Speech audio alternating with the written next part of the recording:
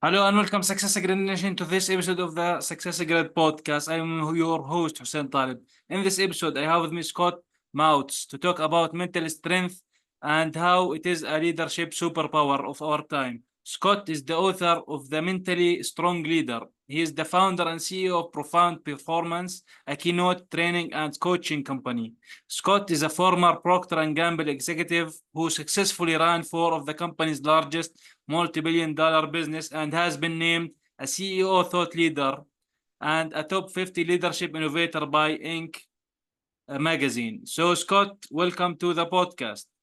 Yeah, thank you for having me, Hussein. Glad to be here and eager to talk about a topic I'm very passionate about. Oh, that's very apparent. So, but first of all, because this is the Success Grid podcast, and I think and I do believe being mentally strong is one of the things that make people successful. But first, what does success means to you, and how do you see other people you work with have certain misconceptions around what success is to them?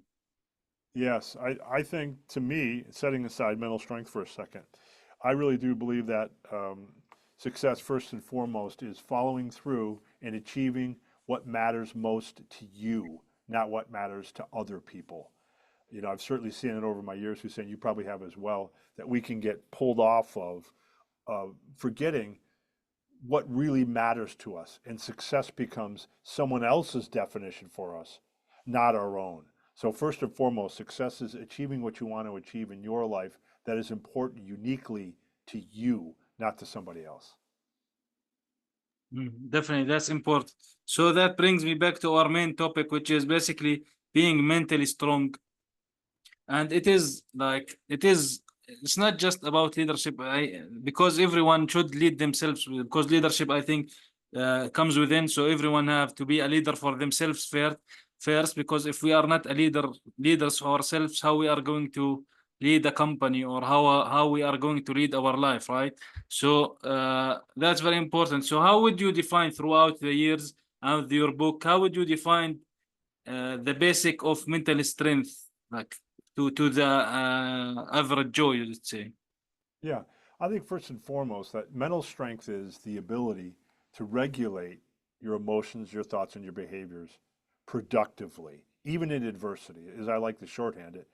It's how you manage internally so that you can lead better externally. And I think most of us, Hussein, I think we understand that to succeed at work and in life, you have to be able to regulate your emotions, your thoughts, and your behaviors. But the problem is, it's really hard to do that. Really, really, really hard to do that. But when you can, become mentally strong, it really unlocks the ability to achieve more. It's how you train your brain for achievement. So that's what mental strength is, just so we're working from the same page, right? Does that make sense? Yeah. So because of that, like, do you think it's being a mentally strong person, does that, let's say, a monopoly for business leaders, in your opinion, or like as I mentioned, it's like for all the people, we all should have some kind of a mental strength to a point where we are in control of ourselves and we are in control of multiple things, like we are going to be talking about decisions and multiple things. Yes, it is for sure, Hussein. It is just as much to do and applicably in life as it is work. And you know what I'm worried. The book is called The Mentally Strong Leader. And yes, of course, leader is in that title. But when I say leader, what I really mean, it also involves self leadership. You have to lead yourself in and out of your job. You have to lead yourself in your faith. You have to lead yourself in your community. You have to lead yourself with your family, to show up with your friends, in your social network, to show up the way that you want to productively. So it's just as applicable, if not more so perhaps, in personal life as it is in leadership, as it is at work as well. Okay.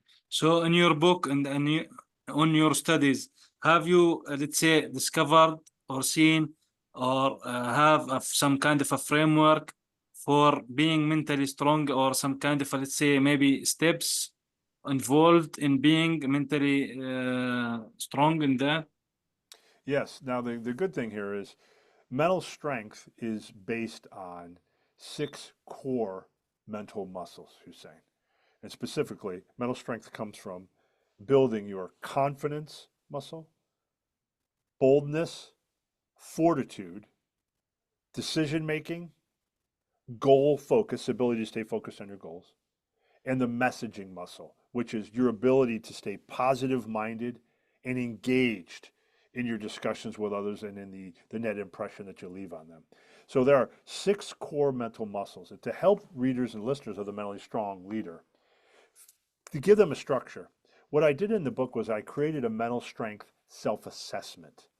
50 questions that you can take to discern how mentally strong are you overall, and then how strong are you by each mental muscle that I described? How strong is your confidence, boldness, fortitude, and so on? Then what you can do is you can understand, okay, I have to build, let's say it's, confidence and fortitude. Those are the 2 muscles I need to build to become mentally stronger. You could start from there to build a tailored, customized mental strength training program and apply the habits and the tools in the book for those muscles that will help you become mentally stronger. That's a framework that the book, The Mentally Strong Leader, offers you. Mm. Cool. So you mentioned someone could choose, maybe the way I see it, certain things, but in your opinion, do you think there are, let's say someone is looking at this and want to study this and want to read, for example, your book, what you're talking about here, these 6 elements, but like they are 0 at every level. Do you think that there are certain elements that are more important than others in these 6 elements, in your opinion? Really good question. Most people assume, Hussein, that mental strength starts with fortitude. That's the first thing you think of. Oh, mental strength, that's being mentally tough, that's being resilient. That's only a part of it. It's a lot more than that. So in truth, what we find is, first of all, the opposite of mentally strong is not mentally weak. No one scores a 0 on every muscle. We all have a baseline of mental strength that we can build from. When you take the mental strength of self-assessment that's in the book, The Mentally Strong Leader, you can determine where you need to work. But all the muscles are equally important. If you want to be balanced, if you want to truly train your brain for achievement, because mental strength is strongly correlated with the ability to achieve at work and in life, you have to be balanced and have strong muscles across all 6 of those. And if you think of, if you went to the gym, Hussein, to work on only your leg muscles, that would be a little strange. You'd walk out with really, really big legs and you couldn't say that you were fit and healthy because all you worked on was your legs. If you really want to be truly fit and muscle toned, you have to have a day where you go to the gym to work on your back, and then your arms, and then your core, then your legs. That's what it's like with mental strength training. You have to be good at all 6 mental muscles to truly become balanced and mentally strong over time. Yeah. So mental strength or mental muscles, when we are talking about these things in your example, how much does, let's say, habits, our daily habits, relate to being mentally strong or mental strength and how far does it take a human from being a leader or not a leader? Excellent question. And the whole thing about the book, The Mentally Strong Leader, is, I define mental strength, and I told you how we know it's hard. It's really, really hard to regulate your emotions, your thoughts, and your behaviors productively. So I have really dug into habit building science, Hussein. So to help people actually become mental stronger means you have to build the habits that allow you to become mentally stronger because it's so hard to do it. And habits are repetitions. They're the systems we put into place to help us become mentally stronger. So the book is built on habit building science, and in the book it contains over 50 plus habit building tools that allow you to build the habits that increase mental strength. It's why it's literally like training your brain for achievement, because those habits tie to mental strength, which tie to achievement. Definitely. So now in the 6 elements, let's say there are multiple ones, like you mentioned, confidence, decision making, goal focus, and boldness and fortitude. So do you think that you can expand, for example, the way I see it when I read these, for example, 6 elements, I see, for example, confidence is important because I could relate it to being bold, because confidence breeds boldness, or boldness breeds confidence, I think. So and also this is decision making, which is also definitely something very important for a leader in general, because you are not a leader if you are not making a decision as quickly as you can no matter how the outcomes were, like even the outcomes were not the correct ones, let's say, right? And also relating that to goal focus or goal oriented decisions. So can you expand on these two elements? Yes. So I'll just, talk about like, so you want me to focus on decision making and goal focus for now? Is that the Yeah. thought? Yeah. Yeah. So you're right. A lot of the times they're kind of interrelated. Decision making is not the first thing people think of when they think of mentally strong, right? But it's a huge element. If you think of the best leaders you've ever worked for, the mentally strongest, best leaders, they were very decisive and they made high quality decisions. Not just that they decided quickly, but what they decided upon was really, really high quality decisions. And here's the thing, Hussein. You see, emotion and bias and undisciplined thinking are all enemies of good decision making. And if you're not mentally strong, emotion and bias and undisciplined thinking enter your brain. So this is where self-regulation skills play a mental strength, in other words, play a huge role in giving you the courage and the conviction to be decisive and to give you the ability to make really, really good decisions. And I'll give you a specific example. For example, one of the tools I talk about in the mentally strong leader in the decisive decision-making habit, the muscle, is what I call the ability, the bias buster template. There are tons of biases that can creep up that we're not even aware of in the back of our mind when we're trying to make a decision.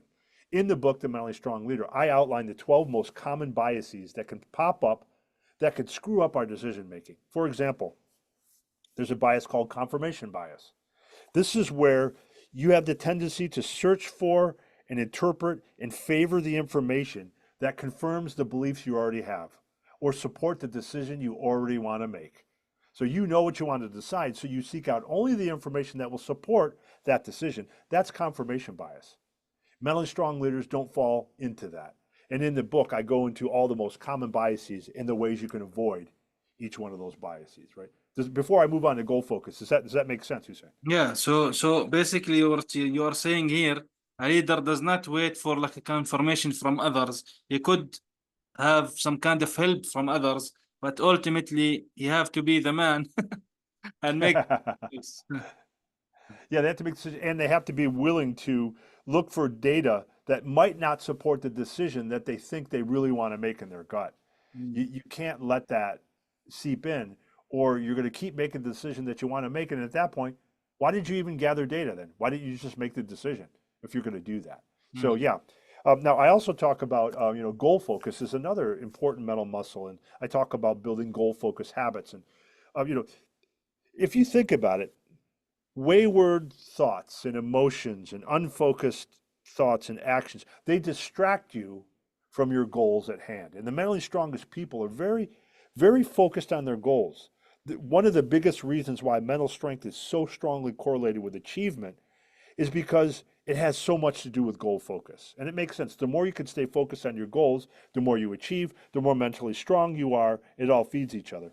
One of the tools I have in the book to help with this is what I call the control check, Hussein. And it takes that old adage and says, you must focus only on what you can control if you want to be able to maintain focus on your goals and achieve. And there's a simple tool in there I call the control check. Think of a table with two columns. In one column, it's labeled setbacks. The other column, it's labeled systems. In the setbacks column, go ahead, sit down with your team if you have to. Get it out of your system. Brainstorm all the issues that are coming up that are getting in the way of you accomplishing your goal. Write down all the setbacks, write them all down. And this is the key step. Then circle only the setbacks that you can do something about, that you can have some control over. We so often lose sight of our goals and lose focus of focusing on our goals because we start to worry about stuff we have no control over. So get it out of your system, write down what's on your mind, and then circle only the things you can control. In the other column, that's the column marked systems. This is where you write down all the systems and the balances and the work that you have in place that you can do to actually help you overcome that setback that you've decided you can indeed do something about. Setbacks, circle the ones you can control. Systems, understand the ones that will help you move forward, right? Make sense? Yeah. So that's a very important point you mentioned there. Like focusing on the things that we cannot control, that's a waste of time, waste of energy. You are not going to achieve anything with that.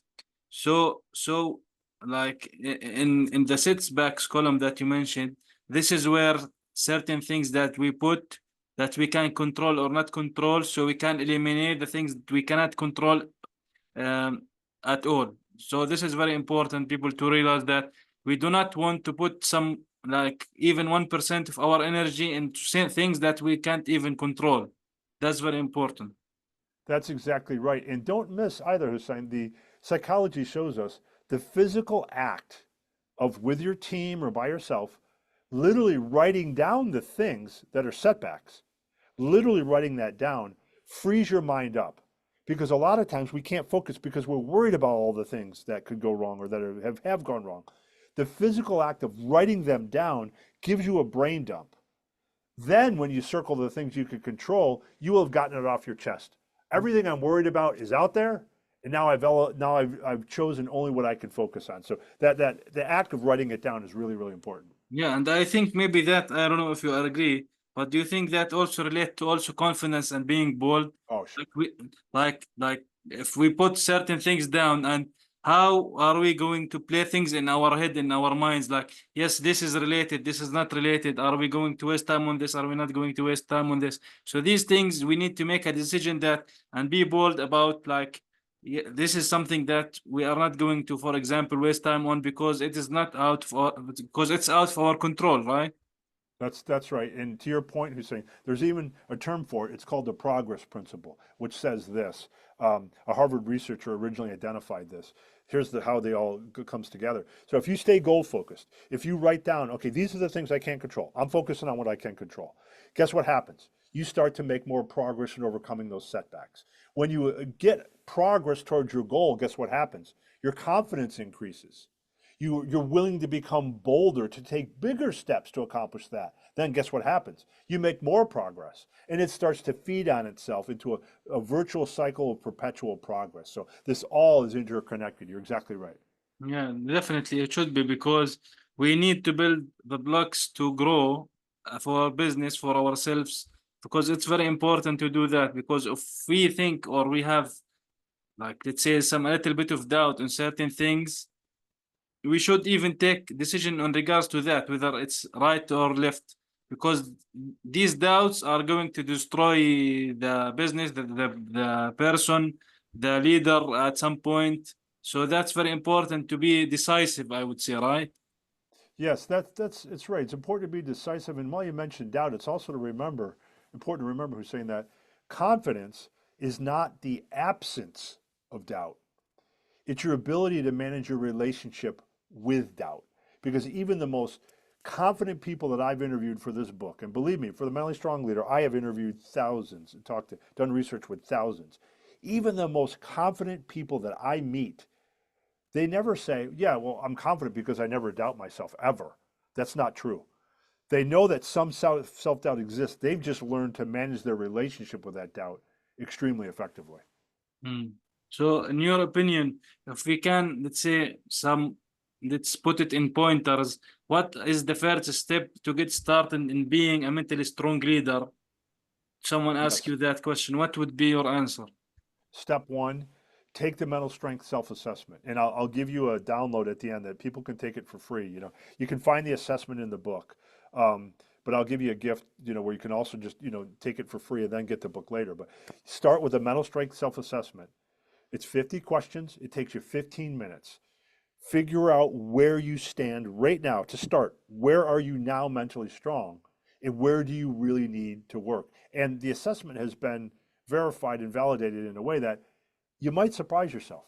You might find out, like, wow, I thought I was a lot more confident than it sounds like I actually am. Or I'm a lot bolder than I thought I was. I guarantee you there will be some surprises in that assessment.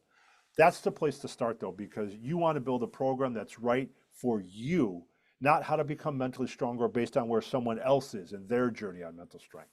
That's step one. Then obviously step two is, I can promise you, getting the mentally strong leader is an investment that's worth it, because there are tons of habits and tools to help you level up based on whatever mental muscle you need to strengthen. Definitely. So, Scott, where can people learn more about you and get in touch with you? Yes, go to scottmautz.com, SCOTTMAUTZ. And I haven't, that's .com, and you can learn about, keynotes, the books that I write, all the things that I do, trainings I give, the virtual trainings that I do.